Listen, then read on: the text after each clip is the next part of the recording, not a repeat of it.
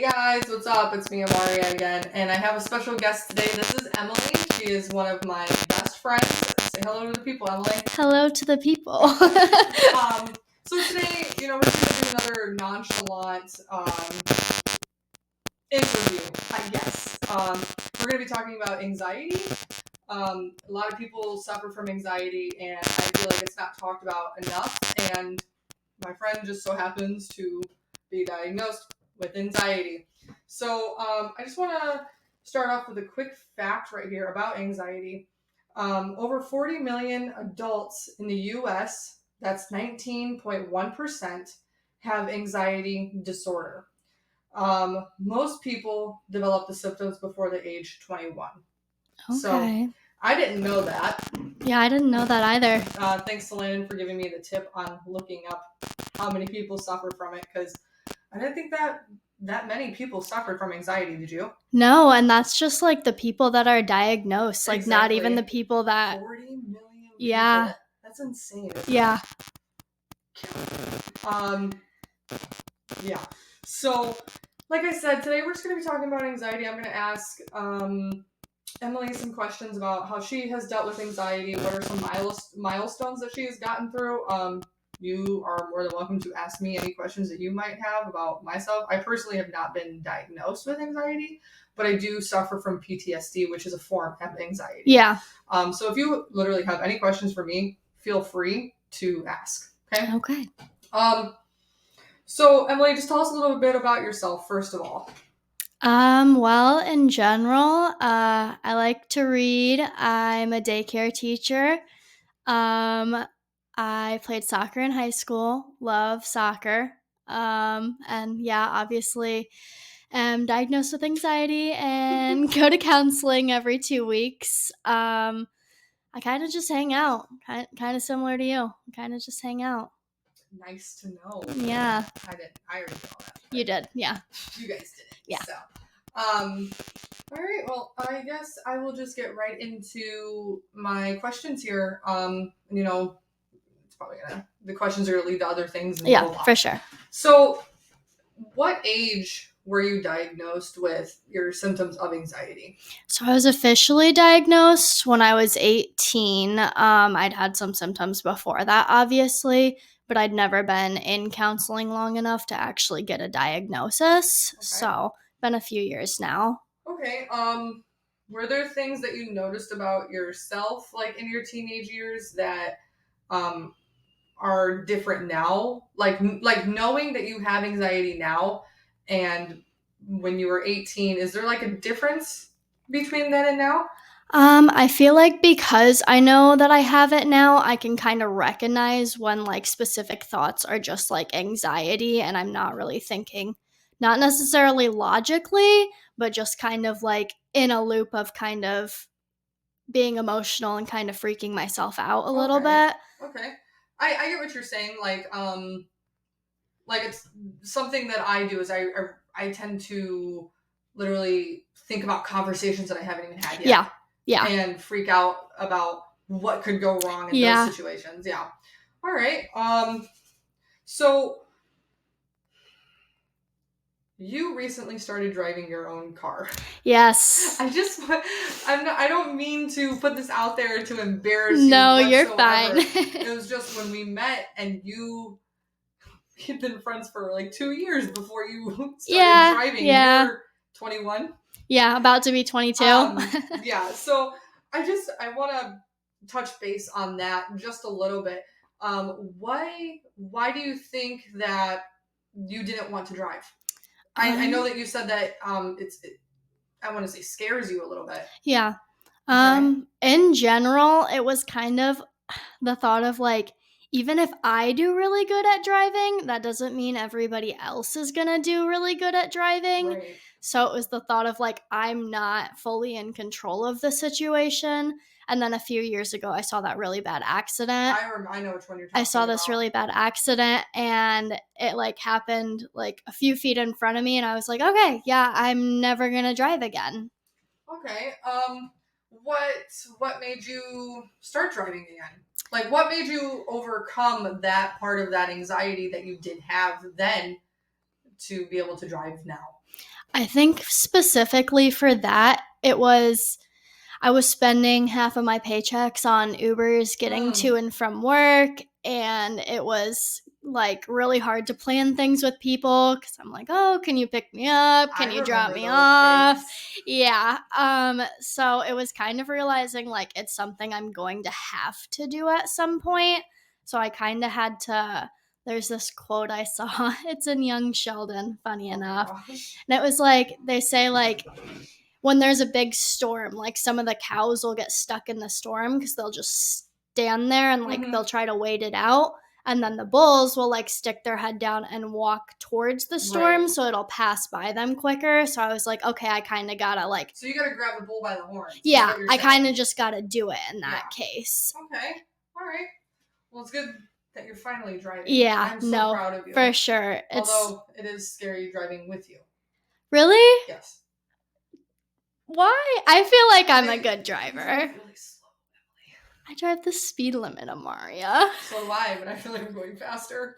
Maybe it's because you're a passenger, or maybe I am just a grandma driver. I don't know. Grandma driver. You're also used to driving with Landon, whose driving is a little bit scary, just a little bit. So a little bit. I have to blow into my things sometimes. Yeah. But I'll share my experience a little bit about driving. You know me. I don't like driving. I personally do not like to drive. Landon drives everywhere because I can't. But there are some times that I do drive myself places. Obviously, I have to. I'm a grown woman. Sorry, I was reading something on the laptop. I am a grown woman. I do have to drive myself places. I'm 23 years old and I have 2 children. Yeah. I have to drive. I am more afraid, like you said, of the people around me. Yeah. Not so much as myself, although I do scare myself sometimes. Like I'll literally like have to pull over and be like, "Why, Amaria? Why did you do this?" But it was so bad when I was pregnant that I literally would just be sitting in the car shaking. Yeah. And make myself vomit from how nervous I was just from being in the car.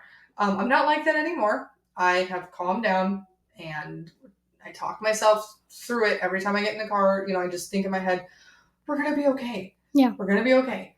It's not as, it's not as big of a deal as your brain makes it think that it is. Right. So I get exactly what you're saying on the perspective of I'm scared of more of the people around me than I am myself. Yeah. So my next question would have to be, what are some achievements that you have made since being diagnosed with anxiety? I'd say my main one is I used to have to go to my counselor for literally every single situation and ask her like directly to tell me what to do.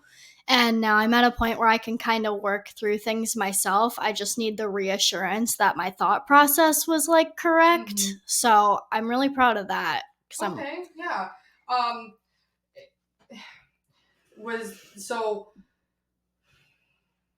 So before you were diagnosed, what did you do with those thoughts then? I feel like, honestly, before that, I'd kind of just get stuck thinking the same thoughts over and over. I didn't really... Did you ever get anything accomplished with then, before the diagnosis? I feel like, in general, I was able to see, like, okay, this is something that makes me feel anxious, or like drinking caffeine. I'm like, this makes it worse, so I'm not gonna do that. So it was kind of more so just recognizing what things like made me anxious and what like made it worse in general. Okay. So now as you're 21, you now drive. Yes. You go out socially as well. I know that can be a big problem. Trust me, I know. Yeah. Where do you see yourself in 5 years with anxiety? Honestly, like I've talked with my counselor about this. I'm gonna stay in counseling no matter what, just because it's nice to... I personally like counseling. I said on my last episode, my solo episode, that I've been in counseling for over a year, and it really does help most people. Yeah. I won't say that it's that it's for everyone. Yeah. But it does help. It helps a lot with some certain situations and some people. So I understand that. Yeah. Keep going, I'm sorry. No, you're okay. I was just gonna say, and it's really important to find a counselor that's like right for you, because yes. I cycled through so many counselors before I found mine now. It's like that click. Yeah. So Yeah. But I would say in 5 years, I'd still be in counseling, just because even if nothing's really like going on per se, it's nice to just be able to like talk to somebody. Well, more so, I'm guessing, like, where do you want to be with anxiety in 5 years? I'd say, like, is there goals that you have set for yourself with anxiety? Yeah. So my main one is not needing like the reassurance of somebody telling me my thoughts are correct, because most of the time I can process through things myself. Right. I just need to be like, okay, here's what I thought. Was that correct? Or do you think this differently? So I'd like to be able to be at a point where I don't need that reassurance of my own thought process. Okay. That's probably my main thing, is just like trusting myself, I guess, because I question myself a lot. So being able to get through that and kind of just work through things without needing that reassurance. That's good. I'm sorry. I thought I saw a bug. No, you're okay. You know how you see things out of the corner of your eye? Yes, there. constantly. I just freaked out. I thought there was a spider. What about you? Do you have your 5-year goals, or even like 3 years? Yes. 2 years, 1 year? Yes, I do. So actually, because I suffer from a different type of anxiety, mine is, the way people describe PTSD is more vivid. Yeah. More of a vivid anxiety type. And for those who don't know what PTSD is, it's post-traumatic stress disorder. I said that right. Post-traumatic? Sorry. You're okay. My tongue does not want to work. Post-traumatic stress disorder. Yep. There we go. So in the next, let's say 3 to 5 years, I'll say it that way, I hope to be able to learn how to control the way I feel about certain things. Like, I have like outbursts. Yeah. And like my hands will shake, or I'll feel like I'm gonna vomit. I'll get cold sweats, and I just hope that with counseling that I will be able to learn how to control my emotions when things like that are happening, instead of freaking out and being like, what is wrong with me? And because, it also includes like vivid dreams, and they're different for everyone. Yeah. And there's certain things that I'd like to control when those things happen. So yeah, basically what I want out of counseling and myself is to just be able to learn how to control all my thoughts and feelings when I feel like there's a trigger happening. Yeah. You get what I'm saying? Yeah. So that's where I am with that. Currently, I'm still working on it, obviously, and things are getting better. But, there's still some times where I literally can't control anything. Right. And I feel like my head is spinning. So, yeah. Yeah, no, for sure. So it gets pretty intense, and I'm pretty sure, just regular anxiety can be like that. I'm sorry, I don't know why I'm wording it this way. I hate myself. No, right now. you're okay. Non-PTSD related. There's just different sections when it comes to different diagnosis. Yeah. So I don't know why I'm saying regular anxiety. No, I know. I know what you mean.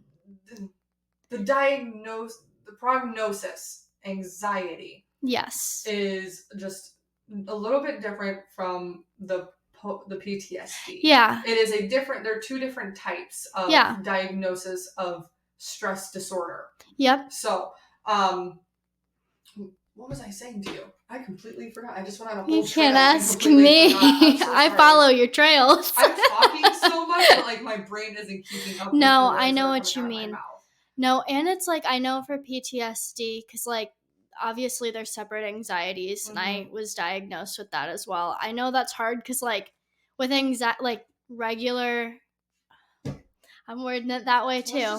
Let's just say anxiety. Yeah. For that for that diagnosis. Anxiety unrelated to PTSD. It's kind of like you don't really have like necessarily control over it, but it's not like things are popping up and reminding you of these bad situations. So it's kind of different. See, like PTSD, I could remember things just from a smell. Yep. And I could have a whole vivid memory Yeah. that I feel like I'm reliving right then and there. Yeah, and that's a big thing for people with PTSD. I know smell is really big for me too. Smell, touch, Yep. even just a feeling that you get when you walk into a room. Yeah. It does, like, I get this like weird uncomfortable feeling in the pit of my stomach that I used to get when I was a child. Yeah. And I get it to this day, and it makes me want to throw up. Yeah. Just by even just feeling that. Like it's a feeling that has never changed. Yeah. When I get that feeling.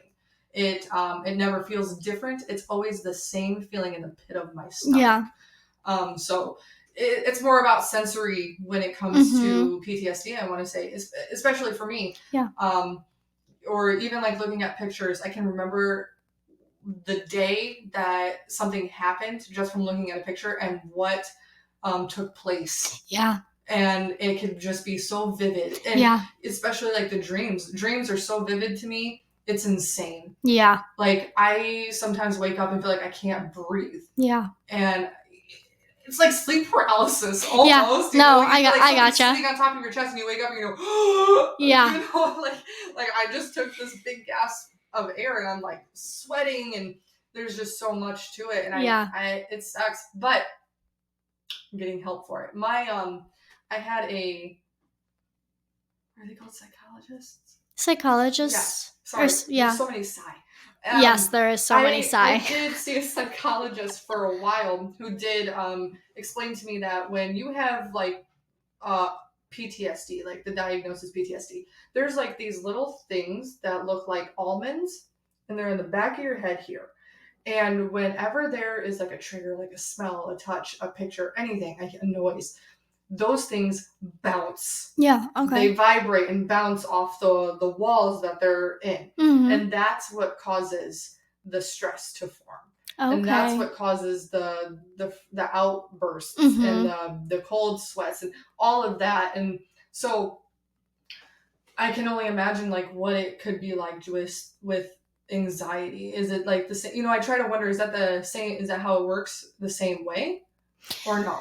I feel like for you at least. Yeah, I feel like for me, I do notice a lot of like physical anxiety symptoms. Like my hands will sweat and my hands are also always cold. Right. So I'll be sweaty or like I'll wake up and I'll be like shivering because I'm just like drenched in sweat or like a rapid heartbeat. I had to buy like a thing that measures your heartbeat because I would literally think I was dying because my heart would be beating so fast. So I'd have to put it on and be like, okay, like I'm not dying. My heart rate is normal. Like, no, I'm just sitting here I'm just waiting for my heart to burst. Or I'd be on like WebMD, like what is happening to me? You're having a heart attack. Yeah.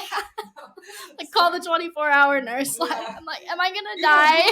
Google gives like the weirdest responses. It'll give you the worst responses. It's like, you're gonna die. Go to the hospital immediately. They were right about my gallstones though. A year before I found out. Yeah. Yeah. Oh, yeah, but you need to have emergency surgery right now. Yeah. Yeah. Worst case scenario possible. It happened. Yep. It happened, so I believe Google with everything now. I can't go on Google anymore. This is going to go off topic a little bit, but I just want to prove how right Google was. Our air conditioning went out. I Googled what could cause this, and it said the air compressor. They came out the day after. It was the air compressor. We needed a new one. So, Google is right. Google's right sometimes, okay? But no, I guess I've never really done a whole lot of research, even on my own diagnosis. Yeah. Have you done a lot of research on yours? I feel like I'm really big on self-help. Even when I like wasn't going to counseling as often, when I did go, I'd be like, okay, like tell me what I can do in my own time to be able to like work on myself. So I did a lot of research just on like my specific situation or like my specific feelings. I'm like, what helps people work through these things? What helps people work through these things? Sorry, I've never recorded with a microphone. My next question would probably be like, does anxiety frustrate you? Like, does it stop you from doing things that you really would like to do or enjoy? I feel like yeah, it's frustrating because some of the things, like, no matter how much I talk myself down mentally, I'll still feel anxious, and I'm like, Mhm. man, I'd really like to be able to, like, go to work or do this thing without feeling like my heart's gonna fall out of my Right, chest. right. Or like going out in large group gatherings. My dad's a self defense instructor, so I'm always like, large groups of people are a target. So anytime I like go to a bar or like Mhm. go into a get together, Or like anything even the like that. mall. Yeah, even the I mall hate going or to the like mall. concerts, Yeah. anything with I large love groups of people. concerts, man. Yeah, I'm like, okay, how good is their security? I'm like Right. looking around. I'm like, okay. Yeah. So, yeah, no. Um, I guess what are some techniques that you do other than like just talking yourself through it? What are some Yeah. other techniques that help you? I feel like journaling really helped me. I was Mhm. really like, I always heard people talk about, like, oh, journaling helped me so much. And I'd try it and I couldn't do it. Like, I felt like I was bad at it. So I There's actually, no such thing as being bad at journaling. you're right. I That's want to tell correct. everybody that. Um, Journaling is literally just writing down your feelings. Yes. It is if you think you're bad at it, you're not. Yes. Still write. It helps because if you can't express things out in the open with other people, like if you feel like that's too much, you can definitely do it in your own book. Yeah. So for me, when I started journaling, I'd do like bullet journaling. I'd look Mhm. up prompts on like Pinterest or Google Okay. or whatever. And I'd Nice. be like, how are you feeling today? Why are you feeling this way? And I'd I've like, seen those. yeah, They actually make books like that now, like yep. journals like that. Yeah, I It'll be have like, what's one. on your mind today? Mm-hmm. What did we accomplish Yeah. today? So Yeah. that's how I started, is like asking myself questions and That's then answering them. Thanks. And then I was able to move into like free writing and just Mhm. writing my thoughts. But at first, having those like questions to answer for myself really was helpful.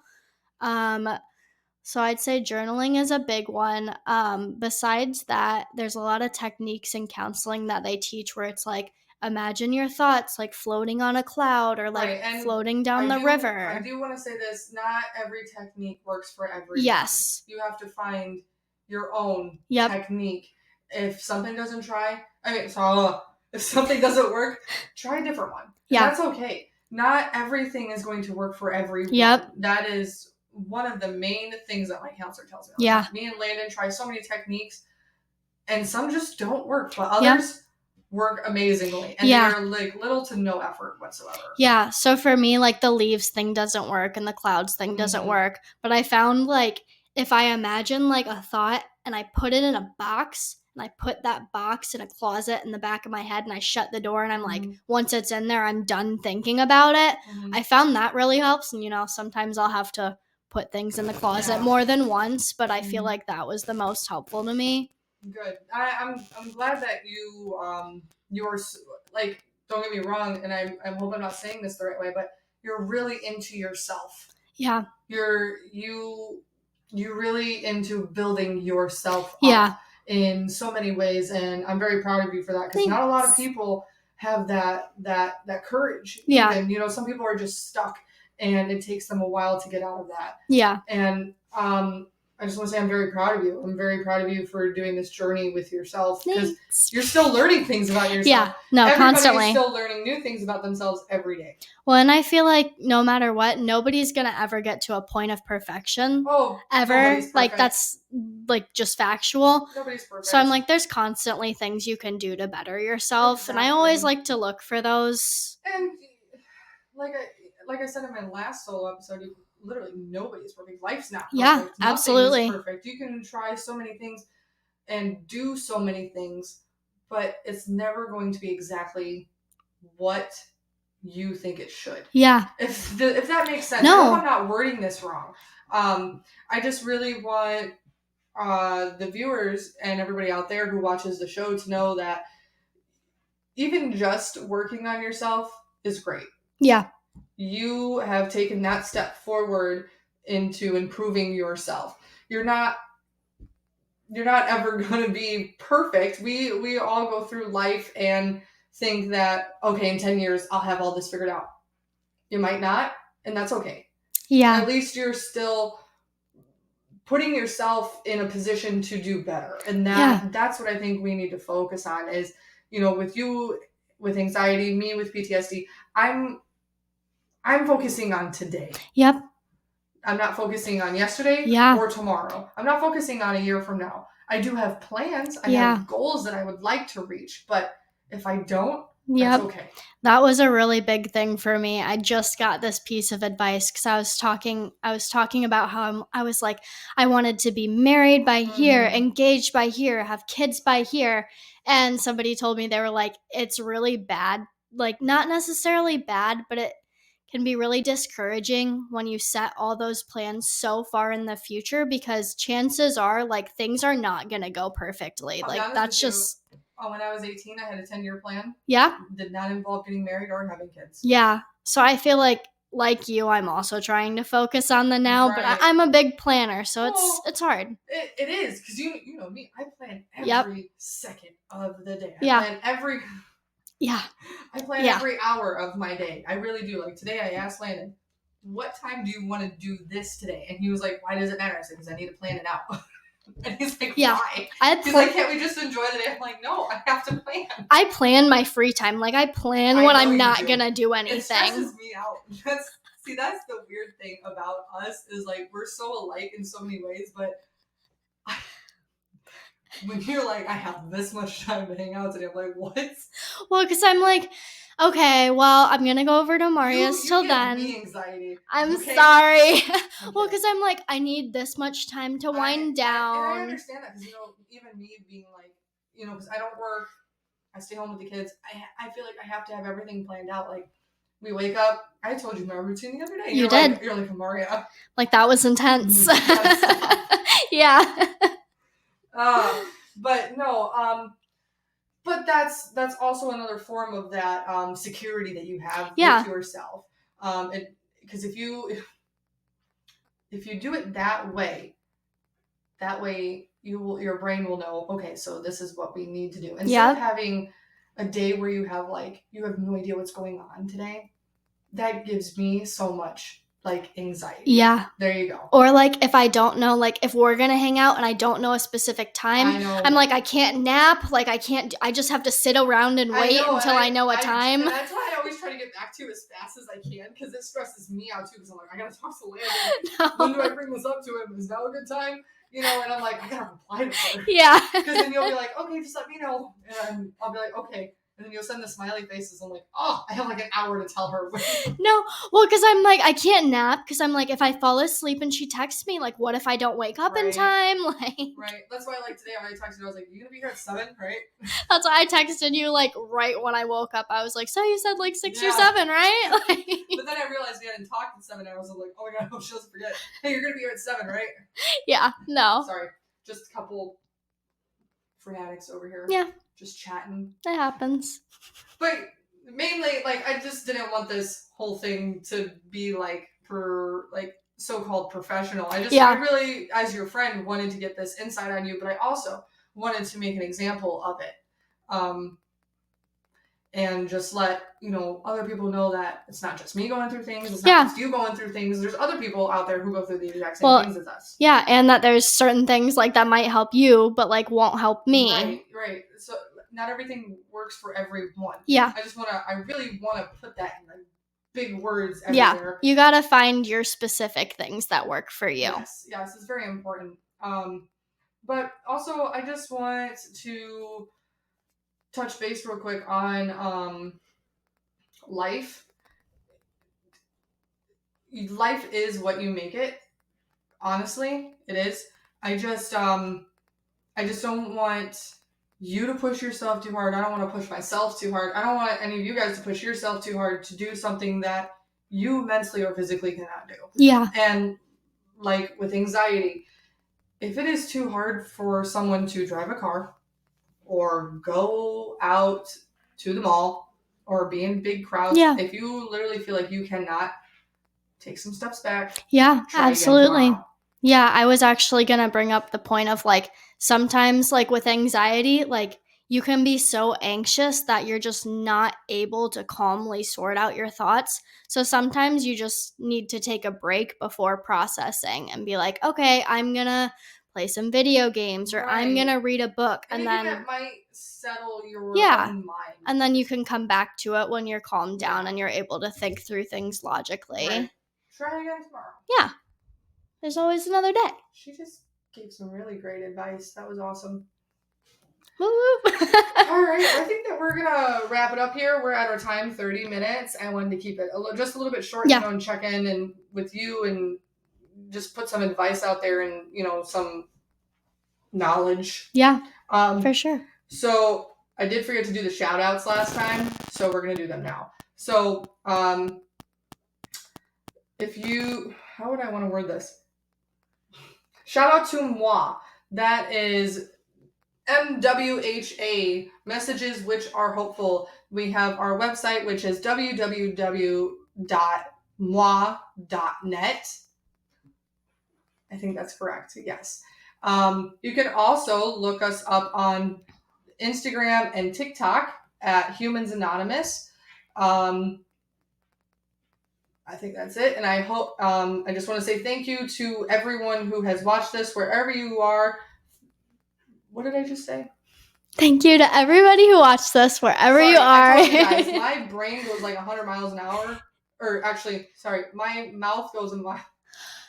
Her mouth works faster than my brain, is what she's saying. Let me try that again. I want to thank everyone who is watching this, and thank you all so much for the support and all of our viewers. We thank you for tuning in every single episode. We appreciate you guys so much. I hope you guys have a great night, great day, great time, wherever you are, whether it's day and night or you're at a friend's house, you're at lunch, whatever. You guys just have a great night. This has been Emily, and I've been Amaria. It was a pleasure. Have a great one, guys.